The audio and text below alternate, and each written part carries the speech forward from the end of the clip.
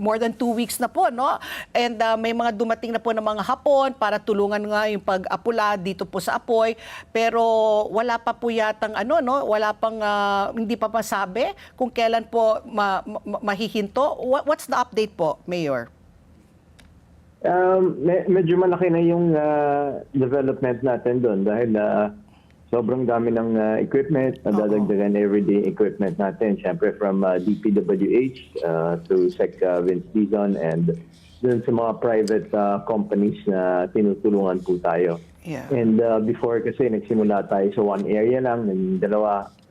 Nung dumating yung Hapon, may isang area na very dangerous i-operate at magkaroon ng access ay yun yung trinabaho po natin at malaki po yung development doon dahil doon sa heat maps natin ay doon yung pinakamainit. So dahil na-operate natin yun, mas hindi na ganun kagrabe yung apoy at yung usok. Lalong-lalo na doon sa area na yun. Very steep yun. Paakyat siya at doon maraming pockets na butas-butas at doon pumapasok yung oxygen. Kaya doon nag-aapoy at may mga smoke na lumalabas doon. So tuloy-tuloy lang po tayo. Although yesterday medyo nahinto ng konti dahil yung access road po natin merong nalaglag na backhoe po doon. Pero naayos na po yun. Oo.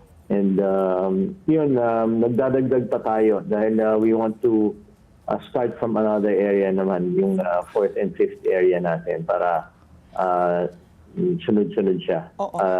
Yung bilang natin masabi, yung weather. Kasi pag umihip yung hangin doon kung saan nagtatrabaho, minsan nag-zero visibility. Oo. May follow-up question lang, Mayor John. You mentioned kasi may area 4, area 5. Is the whole island, the whole landfill, experiencing fire?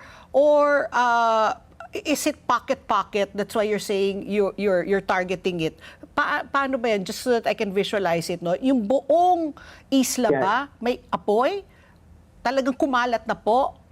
Meron, I mean, kumakalat siya. So halos 85 to 90% yung na-affected dun sa 44 hectares. Okay. Pero when I say yung 85 to 90%, hindi naman yung isang parang sunog yung bahay dikit-dikit. Pockets po siya. Hiwalay-hiwalay po siya. So dun siya, actually dun sa mga areas nga na may pang mga butas or hindi siya flat or hindi compacted. So kaya kino-compact natin. Pero kung compact lang kasi yan at hindi mo dagdagan ng soil, after a few days ay pwede ulit magkaroon ng sunog dyan dahil basura yan at sobrang init. So yan, minamadali natin.